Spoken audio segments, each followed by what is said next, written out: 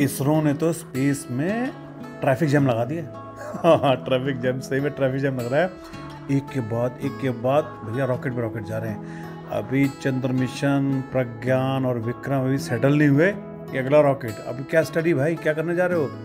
तो अब जा रहे हैं हम लोग प्रज्ञान और विक्रम अभी सेटल नहीं हुए कि अगला रॉकेट। अभी क्या स्टडी भाई, क्या करने जा रहे हो? तो अब जा रहे हैं हम लोग सन को। भाई देखो, मून पे तो पहुंच गए, सन बुरा मान जाएगा ना यार। भाई सूर्य भगवान बुरा मान जाएंगे यार। तुमने वहाँ तो चंद्र भगवान के पास तो भेज दिया मिलने के लिए, हमारे पास भी तो किसी को भेजो।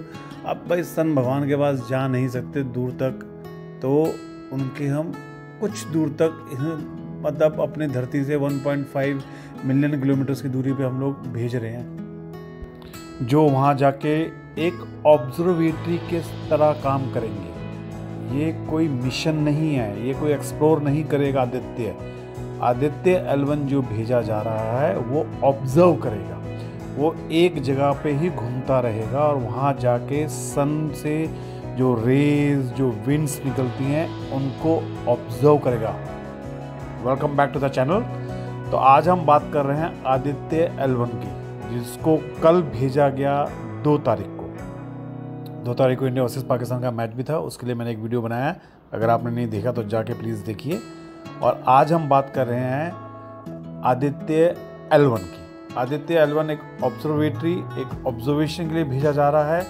इसका मेन काम होगा सन की मैग्नेटिक रेज, सन की एक्सरे फील्ड्स, सोलर विंड, इनको स्टडी करना। इसमें 7 पेलोड हैं और ये 5 साल तक वहाँ पर रहेगा। 5 साल तक स्टडी करके ये वापस अपने ऑब्जर्वेशंस हमको भेजेगा, जिसको हम स्टडी करेंगे।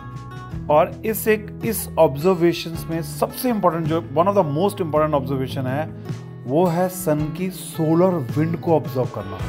सोलर विंड, देखो सन का क्या है कि सन का जो कोरोना है ना, जो आउटर सरफेस है, वो ज़्यादा गर्म है बजाय कोर के। अब ये बहुत उल्टा फिनोमेना है। जैसे हमारी धरती का, अर्थ का जो आउटर सरफेस है ठंडा है, जिस पे हम बैठे हैं, अगर ये गर्म होता तो हम जल जाते, बट हमारी धरती का कोर बहुत गर्म है। बट सन का उल्टा है। और इसका क्यों है ऐसा, अब तक कोई नहीं पता लगा है। क्या पता आदित्य हमारा जो ये ऑब्जर्वेटरी जो गई है, ये पता लगा है।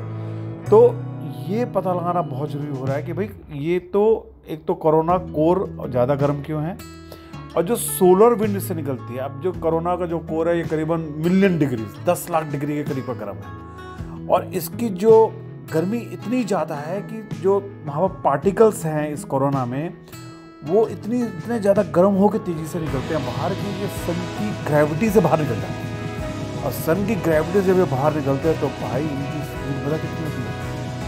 1.6 मिलियन किलोमीटर पर आवर।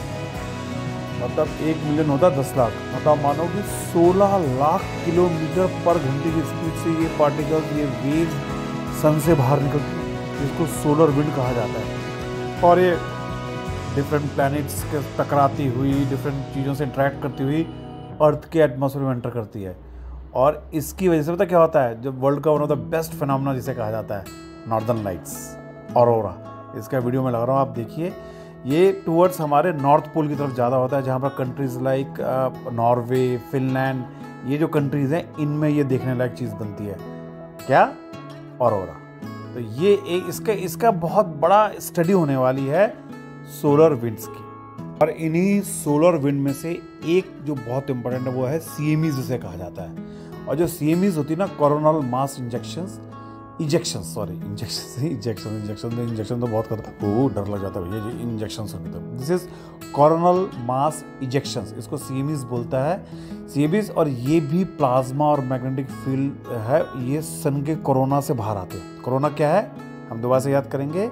सन का आउटर सरफेस, जो कि सन के कोर से, क्रस्ट से भी ज़्यादा गर्म है। इस फिनोमेना को चेक करने का बहुत बड़ा इंपॉर्टेंस है।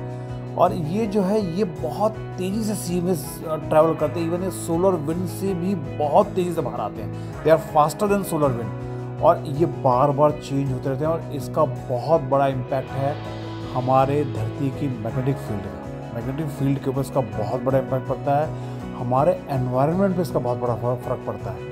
और इसकी वजह से ये हमारे पावर सिस्टम्स, बाकी सिस्टम्स को भी इफ़ेक्ट करता है।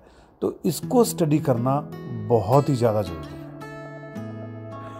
अब जो ये आदित्य L1 है, इसको हेलो ऑर्बिट में प्लेस किया। हेलो ऑर्बिट के बारे में अभी आपको मैं बताऊंगा। हेलो ऑर्बिट में प्लेस किया जाएगा और इसको प्लेस किया जाता लैग्रेंज पॉइंट्स पे। लैग्रेंज पॉइंट्स क्या होता है? ये सन और अर्थ के बीच में कई पॉइंट्स ऐसे ऑलमोस्ट 4 या 5 पॉइंट्स हैं, उसमें से आदित्य को प्लेस किया जाएगा L1 पे। अब लैग्रेंज पॉइंट्स का क्या फ़र्क होता है, इसकी क्या ज़रूरत है, ये बहुत इंपॉर्टेंट है।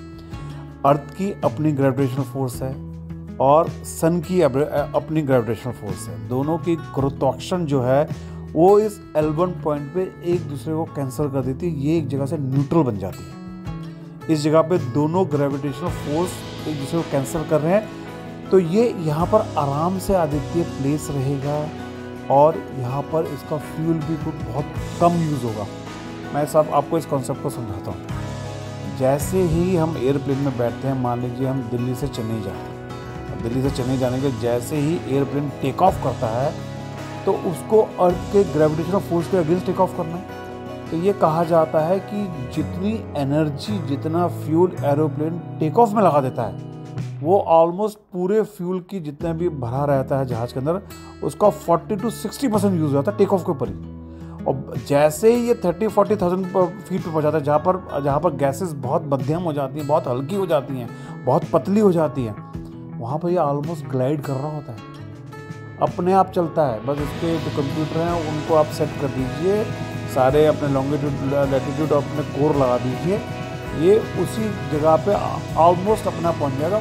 पायलट की जरूरत नहीं है इसमें बैठने की, सिर्फ टेक ऑफ और टच डाउन, इन 2 चीज़ें पायलट की मेन जरूरत पड़ती है, बाकी हवा में तैरने की नहीं। तो ये जो L1 पॉइंट, जो लैग्रेंज पॉइंट है, ये ऐसी ही एक जगह है यहाँ पर दोनों ग्रेविटेशनल फोर्स सन की और अर्थ की कैंसिल हो जाती हैं, जिससे कि ये यहाँ पर मिनिमम एनर्जी में आराम से अपना ऑर्बिट कर सकता है, अपना ऑसिलेट कर सकता है और सन को लगातार फेस कर सकता है। क्योंकि इस जगह पे एक्लिप्सिस जो होते हैं ना, ग्रहण जिसे कहते हैं, सब सूर्य ग्रहण, चंद्र ग्रहण, ऐसे कई ग्रहण पड़ते हैं, वो यहाँ नहीं पड़ते, यहाँ ना के बराबर हैं।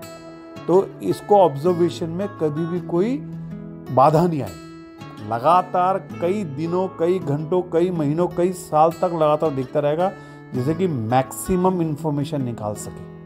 तो इसलिए ये L1 पॉइंट बहुत इंपॉर्टेंट है। मैं यहाँ पे एक पिक्चर लगा रहा हूँ जिससे कि आप अंडरस्टैंड कर सकें कि L1 पॉइंट क्या है। अगर कोई क्वेश्चन है तो भेजिए, उसका मैं आपको आंसर भी करूँगा। ये जो L1 पॉइंट है, ये करीबन 1.5 मिलियन किलोमीटर अर्थ से दूर है, जो कि सिर्फ 1% है अर्थ और सन के डिस्टेंस का। मतलब सिर्फ हम बाहर निकलें, सन के आसपास जाना तो इम्पॉसिबल है, क्योंकि इतनी बड़ी गर्मी में तो कुछ भी जल जाएगा। तो ये सिर्फ 1.5 किलोमीटर दूरी, अर्थ से 1.5 किलोमीटर दूर जाएगा और वहाँ से सन को ऑब्जॉर्व करेगा, वहाँ से सारा डेटा लेगा। और ये डेटा सिर्फ इंडिया के लिए नहीं है, ये डेटा वर्ल्ड वाइड लेबोरेटरीज को भेजा जाएगा। दुनिया में जितने भी कंट्रीज़ हैं, उनके जितने भी कंट्रीज के डिपार्टमेंट हैं जो आउटर स्पेस वगैरह में रिसर्च करते हैं, उन सबको ये डेटा दिया जाएगा, जिससे कि वो लोग भी इसको स्टडी करें।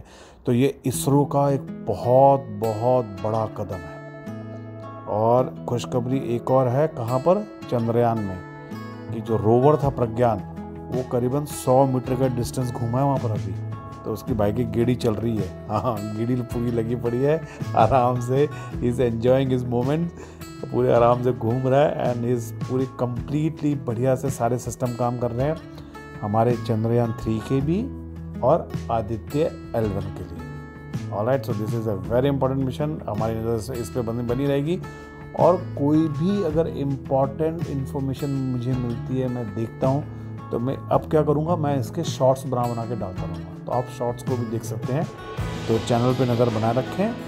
अगले वीडियो तक मिलते हैं आपसे, bye bye, thank you very much. शुक्रिया, मैं देखता हूँ, तो मैं अब क्या करूँगा, मैं इसके शॉर्ट्स बना के डालता रहूँगा, तो आप शॉर्ट्स को भी देख सकते हैं। तो चैनल पे नज़र